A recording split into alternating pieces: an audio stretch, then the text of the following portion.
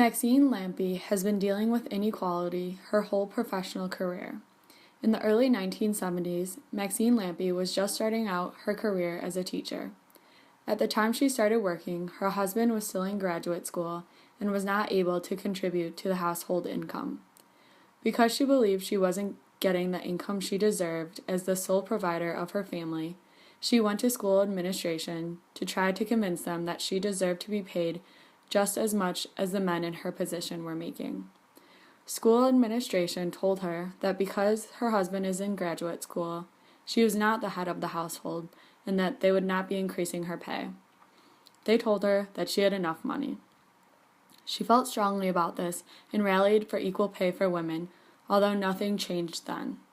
Today, Maxine still stands up for women's rights.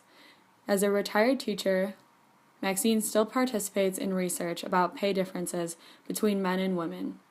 Maxine has experienced it firsthand and has now seen the numbers. She wants to take action because women matter.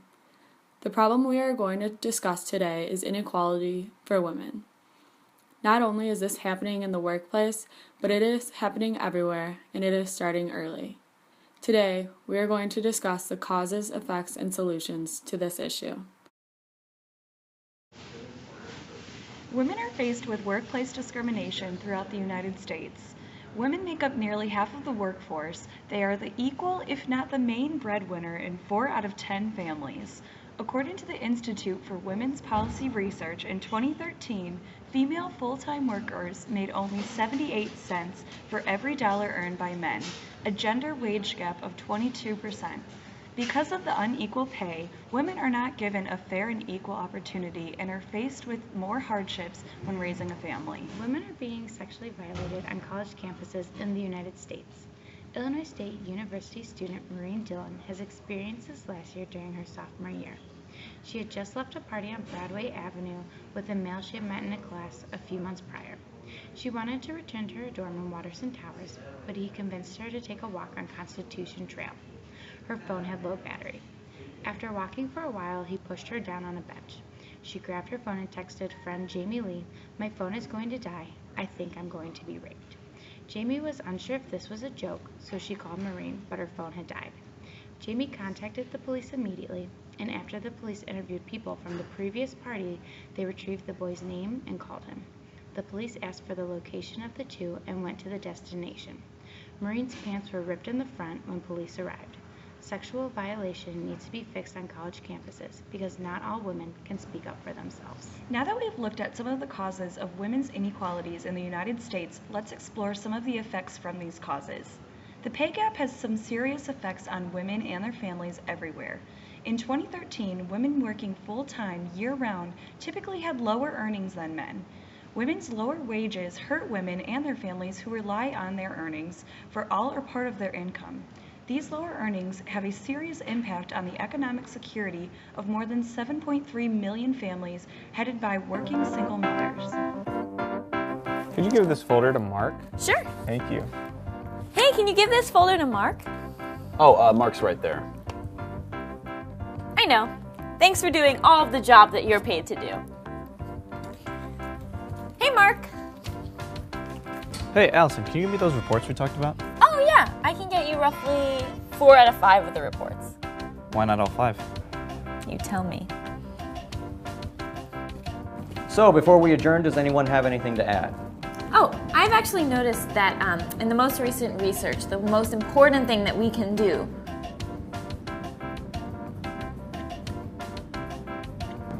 Allison, you didn't finish your sentence. Oh, I know. I did most of it, though. According to the National Women's Law Center, women also have higher rates of economic insecurity than men because of this. In 2013, women were more likely to live in poverty. Women are not able to pursue the American dream as equally as men. Bringing women's earnings in line with men's earnings would greatly improve the economic situation for women and their families. College women do not feel safe alone on campus. According to Illinois State University Student Counseling Services in 2015, a college survey across the country states 1 in 4 college women indicate having been the victim of sexual assault or attempted sexual assault during her college years.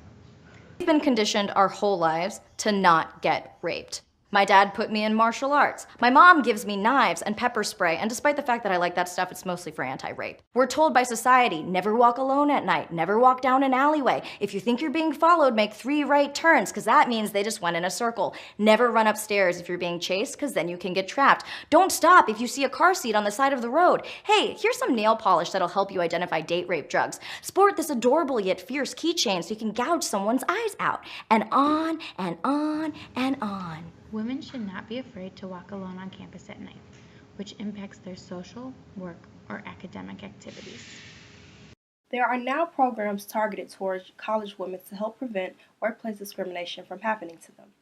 Equal Rights Advocates is an organization that has transformed the law for hundreds of thousands of young girls and women for over 4 decades through impact litigation, advice and counseling, and policy reform. They currently have a program for college students called Know Your Rights, which are trainings to educate students about their rights to equal pay and how to best negotiate a fair starting salary. Programs such as these should be implemented in colleges across the country, and speaking to your school's representatives is the best way to make this happen. These programs are important because if women are not taught how to recognize and combat workplace discrimination, things will continue the way it has been. Here at ISU, we can email the Vice President of Student Affairs, Brent Patterson, and let him know that we need to partner with Equal Rights Advocates in order to have the Know Your Rights program here at ISU. Using social media can also bring attention to this issue in order to get people to start discussing possible solutions. Hashtag Women Matter with how you feel about workplace discrimination, as well as your opinion on what else can be done to help stop it. Preventing sexual violence on campus takes more than one department, office, club, team, administrator, professor, staff member, parent, or student. It takes all of us. It takes all of us. It takes all of us. Working together in big and small ways, creating a culture of safety, equality, and respect on campus. It's time to act. Safer campuses. Brighter futures. Prevent sexual violence.